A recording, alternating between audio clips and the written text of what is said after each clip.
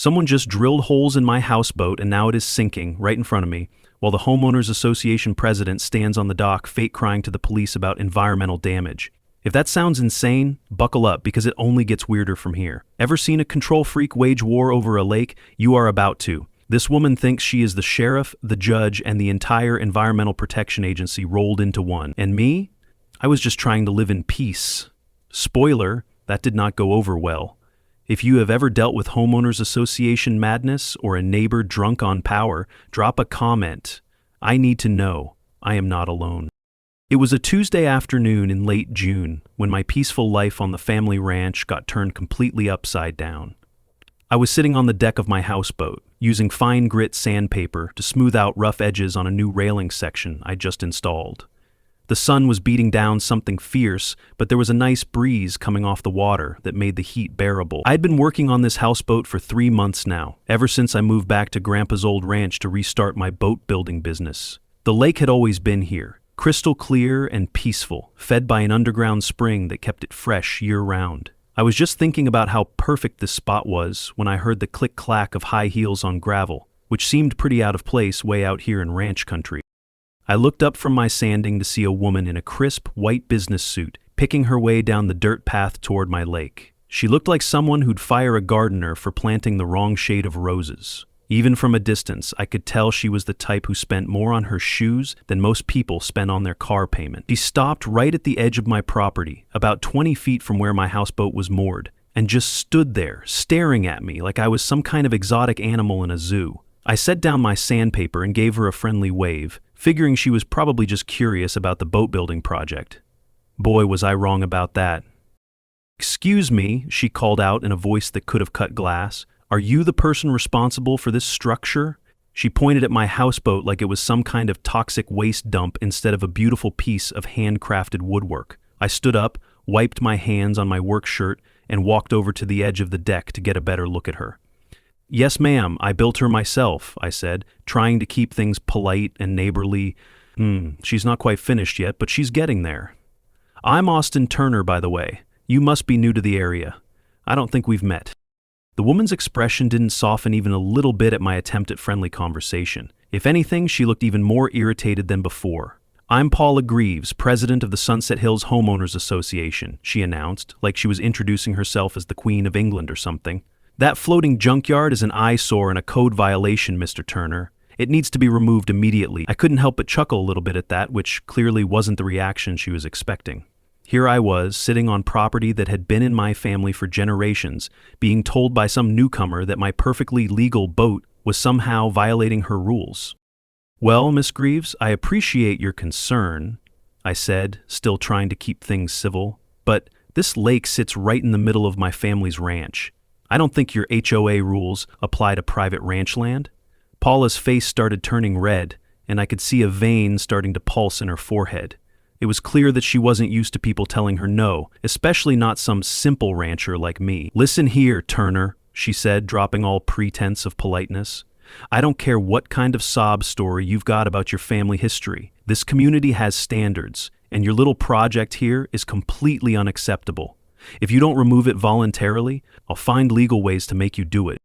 She was jabbing her finger in the air toward my boat with each word, getting more and more worked up as she went. I could see drops of sweat starting to form on her forehead, and her perfectly styled hair was starting to show some stress fractures. It was becoming pretty clear that this wasn't just about property values or community standards. This woman had some serious control issues. I took a deep breath and tried one more time to reason with her. "Look, ma'am, I understand you're concerned about your neighborhood, but like I said, this is private property. I'm not trying to cause any trouble for anyone. I just want to live peacefully and practice my trade." But Paula wasn't having any of it. She pulled out her phone and started taking pictures of my houseboat from every angle, muttering under her breath about documentation and evidence. When she was done with her little photo session, she looked me right in the eye with a smile that was colder than a January morning. "Turner, you're going to learn that I'm not someone who gives up easily. I've dealt with troublemakers before, and I know exactly how to handle situations like this. You have 48 hours to begin dismantling that thing, or you're going to face the consequences." Paula turned on her heel and started marching back up the gravel path, her high heels sinking into the soft dirt with each step. I watched her go, feeling a mix of confusion and amusement at the whole bizarre encounter. As her white suit disappeared over the hill, I looked back at my peaceful houseboat bobbing gently in the clear water, then out at the ranch land that stretched as far as I could see in every direction. Something told me this was just the beginning, and that Paula Greaves wasn't the type to let things go quietly. The wind was still, the water calm, but I knew the real storm had just arrived in heels. The next few days turned my peaceful ranch into something resembling a psychological warfare zone. Every morning brought a new gift: sliced ropes, scattered tools, or claw marks on my hull. Paula was making chaos her hobby. I'd wake up each morning wondering what fresh destruction I'd find, and Paula never disappointed. She had a talent for creative harassment that would have impressed military strategists, if military strategists specialized in petty neighbor disputes and property damage. The phone calls started on Thursday morning and quickly became a daily torture routine. She called daily like it was her job, quoting bylaws like scripture. I stopped answering after voicemail number 6. The closest neighbor was half a mile away and no one ever complained. But Paula was not driven by logic, just obsession. By the third day of this nonsense, I was starting to feel like I was being watched constantly. Every time I went outside to work on the boat, I'd get this prickly feeling on the back of my neck, like someone was staring at me from a distance. Sure enough, when I looked up toward the hills that bordered the south side of my property, there was Paula. She perched on the hill like a suburban sniper, judging, jotting, creeping me out in my own home. The breaking point came on Saturday morning when I walked outside to find Tom Bradley standing by his pickup truck in my driveway, looking worried and uncomfortable. Tom was a good man in his mid-40s who'd been farming the land adjacent to my ranch for as long as I could remember. He was the kind of neighbor who'd lend you tools without asking questions and help you fix a broken fence just because it was the right thing to do. Seeing him look this troubled was unusual, because Tom was normally the most laid-back person you could imagine. "Austin," he said, taking off his worn baseball hat and running his hand through his graying hair, "I hate to be the bearer of bad news, but I thought you should know what's been going on around here." Tom warned me she'd spun tales about pollution, vermin, and a lawner building God knows what by the lake. Half the neighborhood thought I was brewing moonshine or building a doomsday bunker. Most people weren't buying into her nonsense, mind you, but she'd got a few of the more gullible residents worked up. She was calling me an outsider who doesn't respect community values and claiming that I was deliberately thumbing my nose at local regulations. The worst part was, she got some kind of legal documentation that she was waving around, saying she'd filed official complaints with various government agencies about water pollution and unauthorized construction. "I don't know what her game is, Austin," Tom said with genuine concern, "but she's definitely building some kind of case against you." As Tom drove away, promising to keep me updated on any further developments, I walked back down to the lake and sat on the edge of my houseboat deck, trying to process what I'd just learned. Paula wasn't just some busybody neighbor with control issues. She was actively working to build a case against me, spreading lies about me throughout the community, and apparently filing false reports with government agencies. The woman was waging a full-scale campaign designed to drive me off my own property, and she was using tactics that bordered on harassment. I found myself thinking about something my grandfather used to say about protecting what belonged to your family. But I wasn't quite ready to go to war with this crazy woman just yet. I decided to try a different approach. Maybe if I gave Paula the impression that her campaign was working, she'd back off and leave me alone. The next morning, I made a big show of removing some of the railings from my houseboat deck and stacking them on the shore like I was preparing to dismantle the whole structure. I even left some dismantled pieces on the deck, just enough to let her think I was cracking under pressure. Sure enough, within an hour of my little performance, I could see Paula on her hilltop observation post, practically bouncing with excitement as she took pictures of what she thought was my surrender. But my strategy backfired in ways I never could have anticipated. Instead of backing off, Paula interpreted my fake compliance as proof that her tactics were working, and she doubled down on her harassment campaign with renewed enthusiasm. The phone calls became more frequent and more aggressive. The property damage escalated from minor vandalism to serious sabotage, and her surveillance activities became so blatant that I started feeling like a prisoner in my own home. I realized I'd made a critical error in judgment. Showing weakness to a predator like Paula was like bleeding in shark-infested waters. Just as I was starting to formulate a real plan for dealing with this situation, my phone rang again. I almost didn't answer it, figuring it was Paula with another early morning reminder about some imaginary regulation. But when I looked at the caller ID, it showed Tom's number, which was unusual since he'd just left my place 20 minutes earlier. "Austin?" Tom's voice was tense and urgent. "You need to know that Paula just drove past my place heading toward your ranch, and she's got someone with her. Looks like an official vehicle of some kind. I think she might be bringing some kind of inspector or government agent to look at your property." I thanked Tom for the heads up and hung up, then looked out across the peaceful lake water that had been in my family for generations. Paula Greaves was about to learn that I wasn't some pushover city boy who would fold at the first sign of pressure. But first, I needed to make a phone call of my own. The phone call I made that morning changed everything, though I didn't realize it at the time. I contacted the law firm that had handled my grandfather's estate, figuring they'd have all the original paperwork about the ranch property boundaries. What I thought would be a simple confirmation of my property lines turned into a revelation that would completely shift the balance of power between Paula and me. The lawyer I spoke with told me she'd need to dig through some old files to find the original land grants and deeds, but that she'd get back to me within 48 hours with a complete property survey and ownership history. I figured it would be good to have official documentation ready when Paula showed up with whatever government official she'd managed to convince to harass me. While I waited for the lawyer to call back, I decided to do some investigating of my own. I went up to the house and dug through the old cedar chest where Grandpa had kept important family documents. The cedar chest held maps inked by candlelight and surveys stamped by long-dead clerks. It was more land than I ever imagined, and all of it mine. As I spread these documents out on my kitchen table and tried to make sense of them, I began to realize that my family's property was much larger than I'd ever imagined. Turns out, my family's land included the whole lake and more. My great-great-grandfather had claimed nearly 800 acres, including full water rights. Some land had been sold over time, but the lake never left the family. If these documents were accurate, and they appeared to have official government stamps and signatures, then Paula's entire HOA development had been built on land that bordered my property. But the lake itself and a good chunk of the surrounding area still belonged to me. Tucked between the surveys and land grants, I found something that made the whole situation even more personal. It was a page from my grandfather's journal, written in his shaky handwriting, but with a message that was steady and clear. "Protect what's yours. They'll always come for what they didn't build."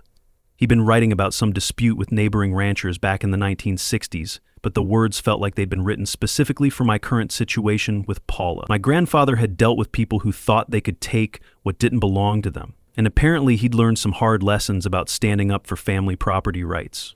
When my lawyer called back the next afternoon, her voice was half lawyer, half historian as she delivered news that confirmed what I'd suspected from looking at the old family documents.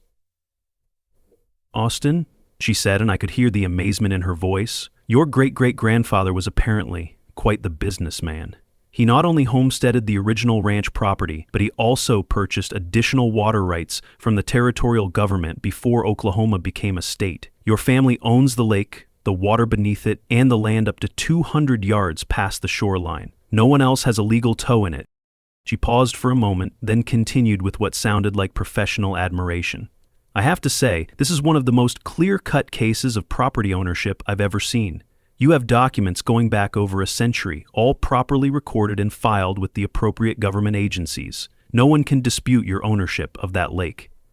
As I hung up the phone after thanking the lawyer for her excellent work, I found myself facing an interesting decision. I could reveal this information to Paula immediately and put an end to her harassment campaign right now, or I could wait and see just how far she was willing to go with her threats and intimidation tactics.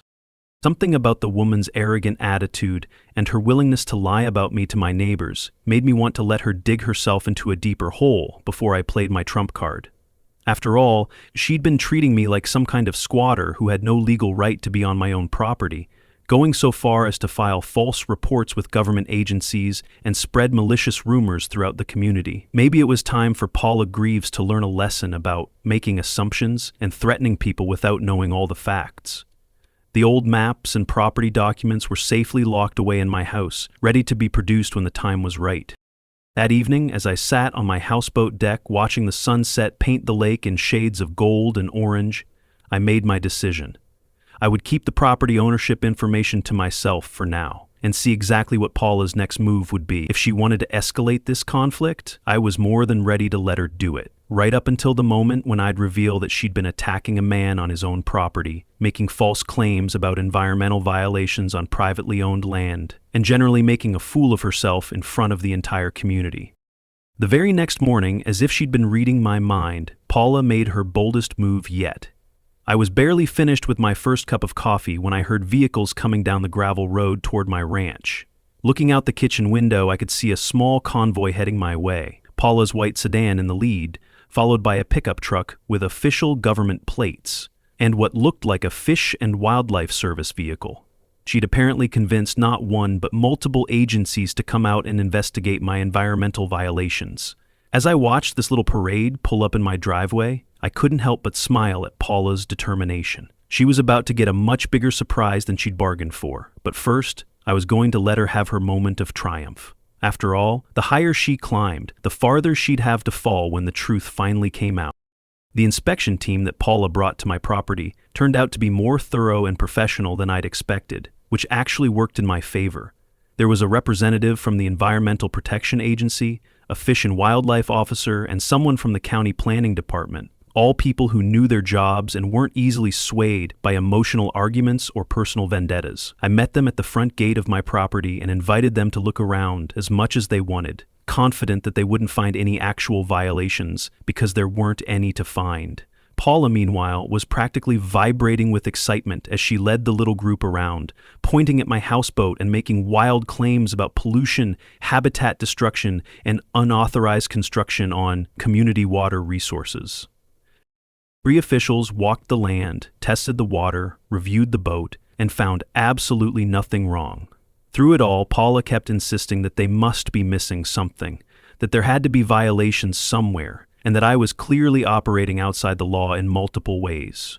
Her desperation was becoming more obvious by the hour, and I could see the officials starting to get annoyed with her constant interruptions and unfounded accusations. When the inspection was finally complete, all 3 officials gathered in my driveway to compare notes and deliver their verdict. The environmental inspector spoke first, explaining that my lake showed no signs of pollution or contamination, and that the natural spring-fed system was actually cleaner than most water bodies in the area. Most importantly, the county planning representative confirmed that my houseboat met all applicable building codes for a temporary residential structure on private property, and that no permits or approvals were required for what I was doing. In other words, every single one of Paula's complaints and accusations had been thoroughly investigated and found to be completely without merit. Paula's reaction to this news was something to behold. Her face went through a whole rainbow of emotions, like a broken traffic light. "That's impossible," she kept saying. "There have to be violations, there have to be problems. You people just aren't looking hard enough." When the officials politely explained that they'd conducted a thorough investigation and found no evidence to support her claims, Paula turned on me with a look of pure hatred. "This isn't over, Turner," she hissed, loud enough for everyone to hear. "If the system won't stop you, I'll find other ways to deal with this problem. You have no idea what you're dealing with here." The officials exchanged uncomfortable glances at this obvious threat, and I could see them making mental notes about Paula's increasingly erratic behavior. After the inspection failed, any sane person would stop. Paula, she escalated. More calls, more staring from her car, more madness. Over the next 3 days, my peaceful ranch turned into something resembling a war zone. The psychological warfare escalated as well, with Paula calling me at all hours and parking her car at the edge of my property line, just sitting there for hours at a time, staring at my house through binoculars like some kind of deranged private investigator. The final straw came on a Tuesday morning in the 3rd week of July. I'd been working late the night before, putting the finishing touches on the interior cabin of my houseboat, and I decided to sleep on board to test out the new bedding and ventilation system. I woke up around dawn to the sound of voices and mechanical equipment coming from the direction of the shore. When I looked out the cabin window, I could see Paula standing on my dock with 2 men I didn't recognize. Rough-looking guys in work clothes who definitely weren't government inspectors or environmental scientists. One of them was carrying what looked like a battery-powdered drill, while the other had a toolbox full of equipment that looked more suited for demolition than inspection. I threw on my clothes and rushed outside just in time to see one of Paula's hired thugs drilling holes in the hull of my houseboat below the waterline. "Hey!" I shouted. "What the hell do you think you're doing?" The man with the drill looked up at me with a guilty expression, while his partner started backing toward the shore. Paula, meanwhile, stepped forward with a smile that was equal parts triumph and madness. "Just conducting some additional testing, Turner," she said in a voice that was way too calm for the situation. "We need to make sure the structure is seaworthy and won't pose a danger to the community if it breaks loose in a storm." But even as she spoke, I could see water starting to seep through the holes her saboteur had drilled, and I realized, with horror, that my beautiful houseboat was starting to sink. The next few minutes were a blur of shouting, water, and desperate action.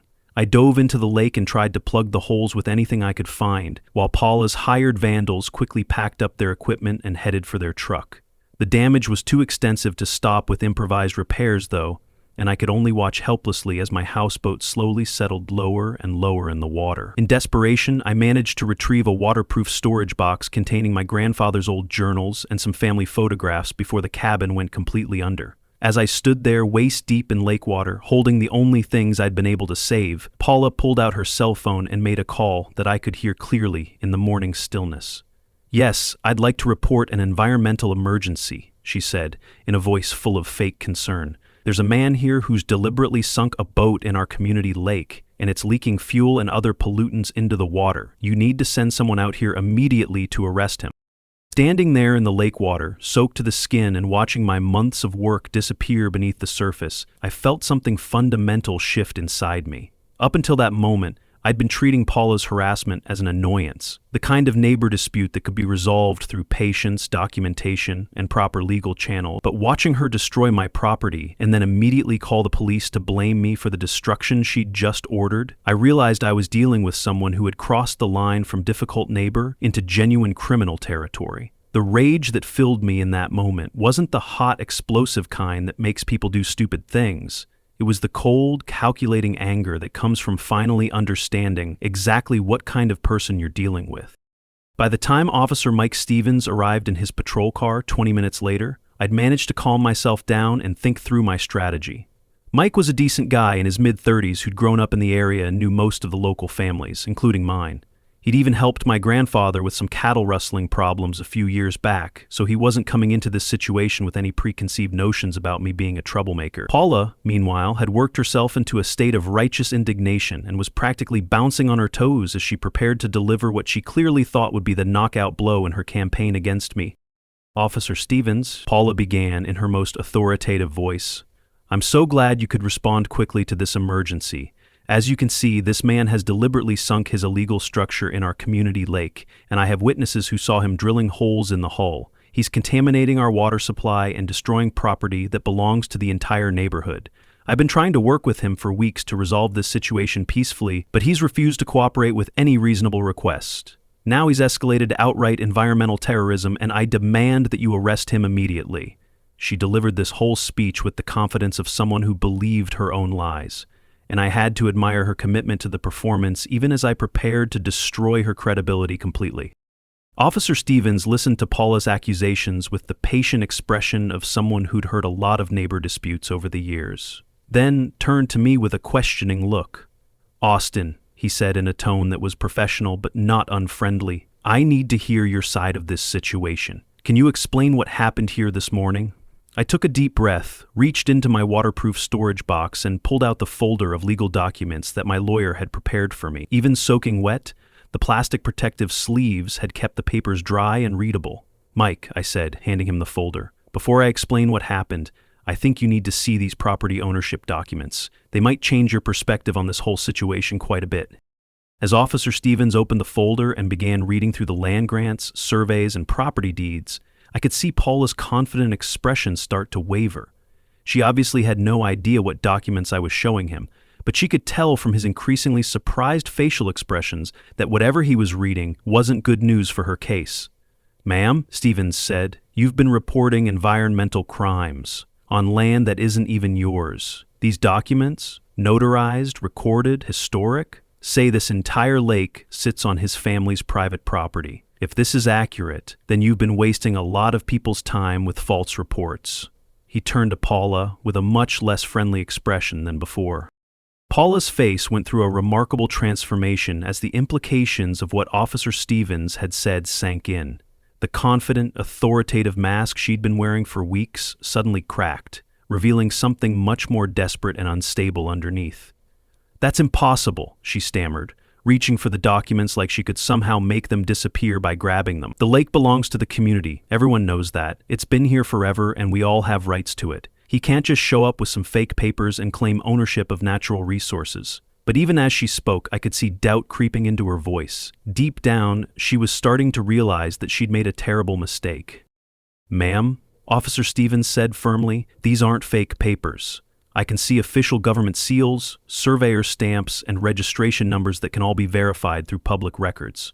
What I'm seeing here is clear, legal ownership of this property going back over a century." He turned back to me with a much more serious expression. "Austin, you said you wanted to explain what happened this morning. Given what I now know about the property ownership situation, I'd like to hear your version of events, particularly regarding how your boat ended up at the bottom of the lake." I told him everything, from the drill, to the men, to Paula's 911 call. The change in Officer Stevens' demeanor toward Paula was immediate and dramatic. Where before he'd been polite and professional, now he was looking at her like she was a criminal suspect. Which in fact, she was. "Ma'am," he said in a tone that brooked no argument, "what this man is describing constitutes criminal destruction of property, trespassing, and filing a false police report. Those are serious charges that could result in significant fines and jail time. Do you have anything to say in response to these allegations?" Paula tried to bluster her way through a denial, but her story kept changing with each sentence, and it was obvious to everyone present that she was scrambling to cover up actions that she was beginning to realize might have serious legal consequences. As Officer Stevens took detailed notes and prepared to leave, Paula made one last desperate attempt to salvage her position. "Officer," she said, and I could hear genuine panic creeping into her voice. "Even if those property documents are legitimate, this man has been deceiving our entire community for weeks. Surely that's some kind of fraud or misrepresentation that violates the law." Mike looked at her with an expression that was equal parts disbelief and professional disgust. "Ma'am," he said slowly, "a property owner has no legal obligation to inform anyone about the extent of his holdings. What you're describing sounds more like attempted extortion, trying to force someone off their own land through false accusations." As I watched Paula's face crumble with the realization that her entire campaign against me had just backfired spectacularly, I felt a mixture of satisfaction and genuine pity. Officer Stevens assured me that he'd be filing a full report and that charges would likely be forthcoming, then suggested that I contact my insurance company about the destroyed houseboat and consider getting a restraining order against Paula. As his patrol car disappeared up the gravel road, leaving Paula and me alone by the lake, she turned to me with eyes full of hatred and spoke words that would prove to be prophetic. "This isn't over, Turner. I'll make sure everyone in this community knows what kind of person you really are. By the time I'm done with you, you'll wish you'd never heard of this place." Paula's promise to destroy my reputation wasn't just an empty threat. She threw herself into the task with the same obsessive energy she'd brought to her earlier harassment campaign. Within 48 hours of Officer Stevens' visit, my phone started ringing with calls from neighbors I barely knew, all asking about the situation at the lake, and whether it was true that I'd been hiding my real identity from the community. It quickly became clear that Paula was working the phones like a political operative, calling every resident in the HOA development with carefully crafted stories designed to make me look like some kind of con artist who'd been deceiving everyone about my background and intentions. The centerpiece of her smear campaign was a group message thread that she'd created, supposedly for community safety updates, but actually designed as a platform for spreading lies about me. Since I wasn't part of the HOA, I couldn't see the messages directly, but Tom Bradley kept me informed about the increasingly wild accusations Paula was making. She called me a fraud, a squatter, a threat to community values, and people, some gullible, some just nosy, started calling to ask if I was planning a water park. She mixed just enough truth into the lies to fool people who were already half convinced.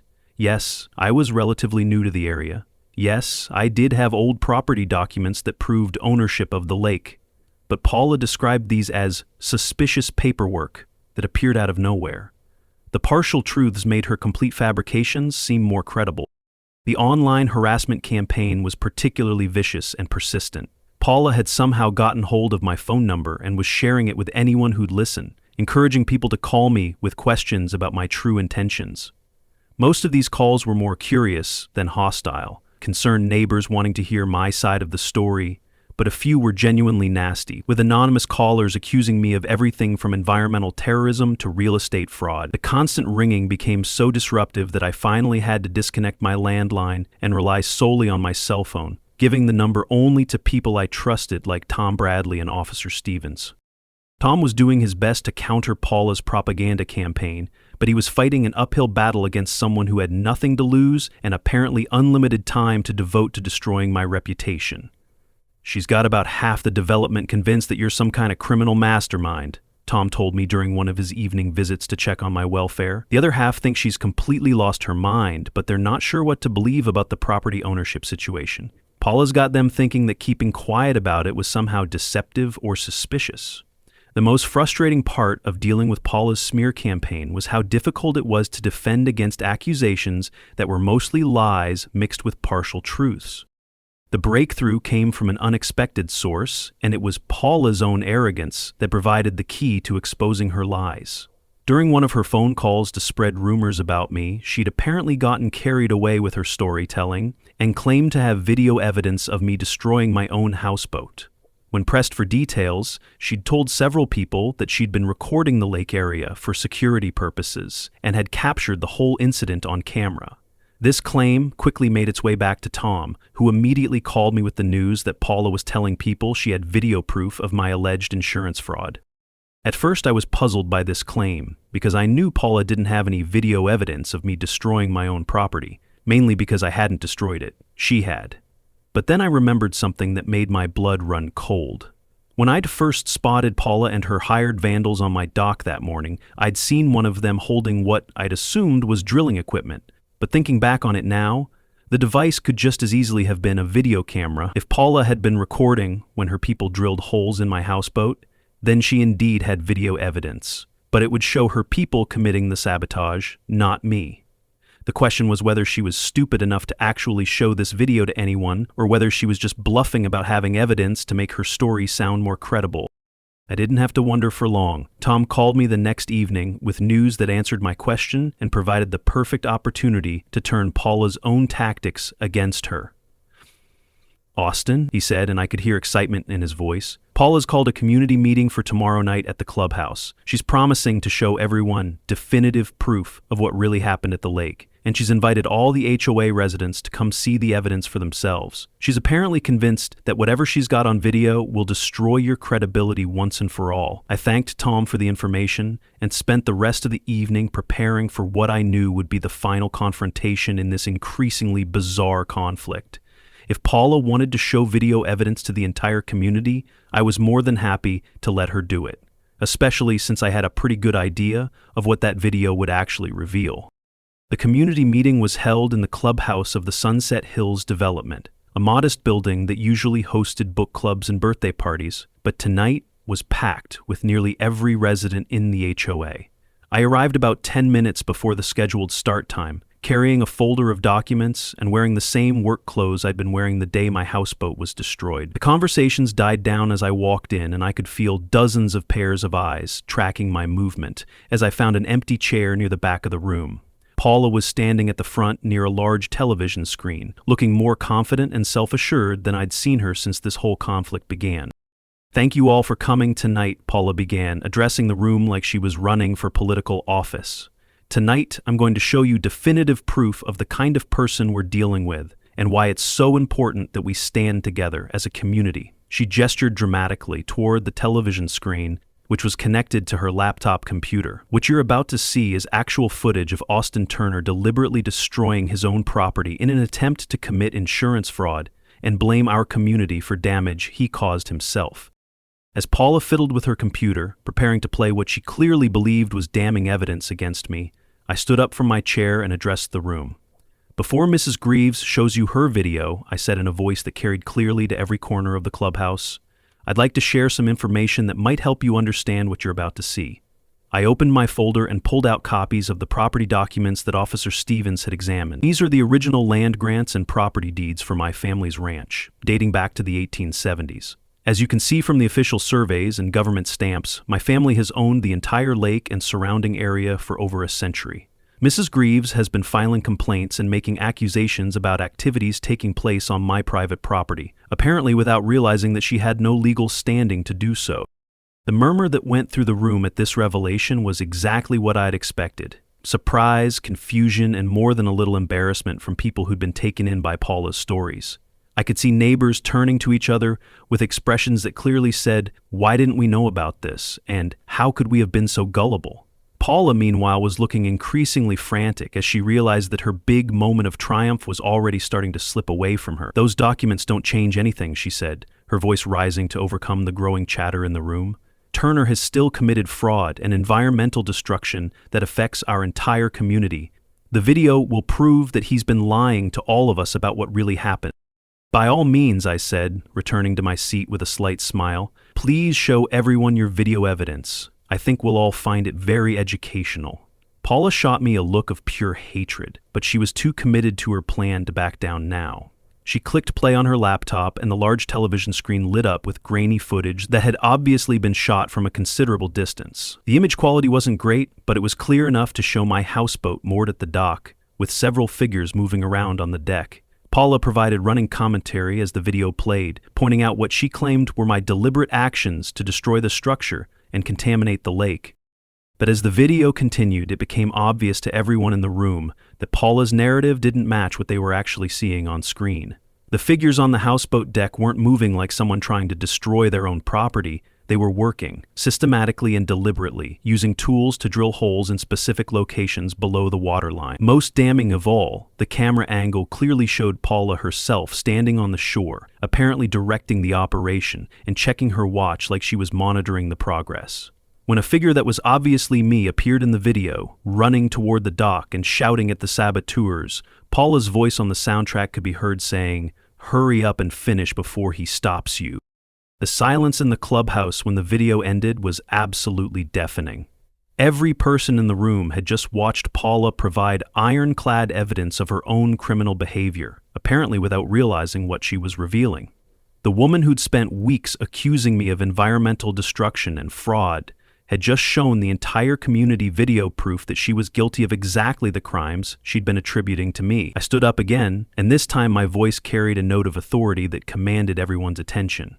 "As you can all see," I said, "Mrs. Greaves has just provided definitive evidence that she hired people to destroy my property, then immediately called the police to blame me for the destruction she'd ordered. This is what law enforcement calls destruction of property, criminal trespassing, and filing a false police report." Paula tried desperately to salvage the situation, claiming that the video had been edited or that people were misinterpreting what they'd seen, but her protests fell on deaf ears. The evidence was too clear and her earlier lies too obvious for anyone to take her seriously anymore. Tom Bradley stood up from his seat near the front of the room and addressed Paula directly. "Ma'am," he said in the firm but respectful tone of someone who dealt with difficult people before, "I think it's time for you to step down as HOA president and let someone else handle community affairs. What we've seen here tonight shows a pattern of harassment, false accusations, and criminal behavior that's completely unacceptable in our neighborhood."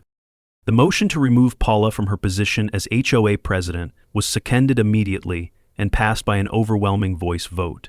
Several residents approached me after the meeting to apologize for believing Paula's lies and to express their appreciation for my patience in dealing with such an obviously unstable person. Officer Stevens, who'd been invited to attend the meeting as a neutral observer, confirmed that the video evidence would be used in the criminal case against Paula and that additional charges would likely be filed based on what had been revealed.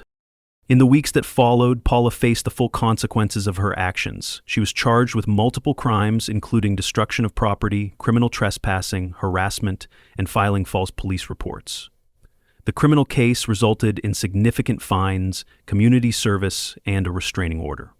The civil lawsuit I filed resulted in full compensation for my destroyed houseboat, plus additional damages. Most importantly, the stress of the legal proceedings and the complete loss of her social standing in the community convinced Paula that it was time to move elsewhere, and she put her house up for sale within a month. Now the lake is quiet again. Paula moved, the HOA chilled out, and my new houseboat? She floats like she's smiling. The new HOA president turned out to be reasonable, and we worked out a friendly agreement that allows residents to use a small portion of the shoreline for fishing while respecting my property rights. Sometimes I get letters from companies wanting to buy development rights to parts of my property, but this lake has been in my family for generations, and I plan to keep it that way. Grandpa would have been proud. If you've ever dealt with a neighbor like Paula Greaves, someone who thinks they can intimidate their way to getting what they want, I hope my story gives you some hope that justice can prevail when you stand up for what's right. Let me know in the comments if you've ever had to deal with an HOA Karen like Paula, and tell me how you handled the situation. I'd love to hear your stories and advice for dealing with people who think they can push their neighbors around. From the whispers to the wreckage, QA Stories brings it all. Click that next video, if you can handle it.